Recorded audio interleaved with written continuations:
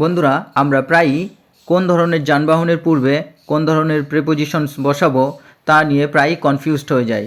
তো চলো আজকের এই ক্লাসটিতে আমি সেই ধরনের সমস্যার সমাধান করার চেষ্টা করছি।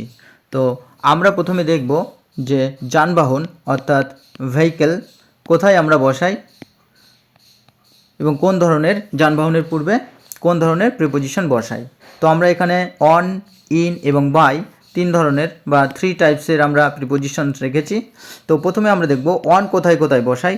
আমরা দেখব যে সমস্ত বড় ধরনের ভেহিকেল অর্থাৎ যে সমস্ত ভেহিকেলে আমরা বসে থাকতে পারি এবং চলাফেরা করতে পারি ও আমরা অনেক সময় শুয়েও থাকতে পারি, তো সেই ধরনের যানবাহনের অর্থাৎ তুলনামূলকভাবে বড় যানবাহনের পূর্বে আমরা কিন্তু অন বসাবো, যেমন বাস, প্লেন, ট্রেন, শিপ। আবার ইন আমরা কখন ব্যবহার করব? যেই ধরনের যানবাহন অর্থাৎ যেই ধরনের যানবাহনে আমরা শুধুমাত্র বসে থাকতে পারি, তুলনামূলকভাবে চলাফেরা করতে পারি না এবং একটু ছোট ধরনের যানবাহন, সেগুলোর আগে কিন্তু আমরা ইন বসাবো, যেমন boat, taxi, car.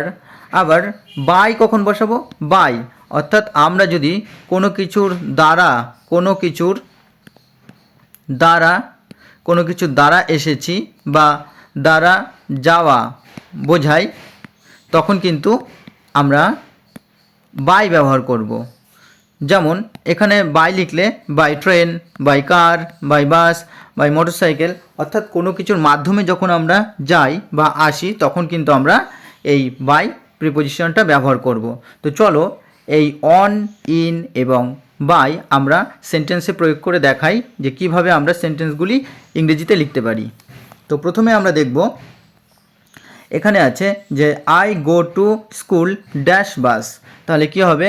I go to school by bus. কেননা আমরা কিন্তু বাসের দ্বারা বা বাসের মাধ্যমে, অর্থাৎ একটা ওয়ে বোঝাচ্ছে, তো আমরা কিন্তু বাসের মাধ্যমে বা বাসের দ্বারা কিন্তু আমরা স্কুলে যাই। তো পরের সেন্টেন্সটি দেখি যে they are travelling dash train. They are travelling, এটাও কিন্তু বাই বসবে, কেননা আমরা বা তারা, they are travelling by bus by train, তারা ট্রেনে করে কিন্তু এক জায়গা থেকে অন্য জায়গায় ভ্রমণ করছে। তো এটাও একটা ওয়ে বোঝাচ্ছে, অর্থাৎ দ্বারা যাচ্ছে। যখন দ্বারা বা মাধ্যমে বোঝাবে তখন কিন্তু আমরা বাই ব্যবহার করব। আবার এখানে আমরা 3 নম্বরটা দেখতে পাচ্ছি হি ইজ ড্যাশ হিজ কার। তাহলে কি বলবো? হি ইজ ইন হিজ কার, অর্থাৎ সে তার গাড়িতেই আছে বা সে তার গাড়িতে বসে আছে। 4 নম্বরটা দেখব Maria is sitting dash her horse. তাহলে Maria is sitting on her horse. On অর্থাৎ কিছু কিছু এক্সেপশনও আছে, সেটা আমি বলছি।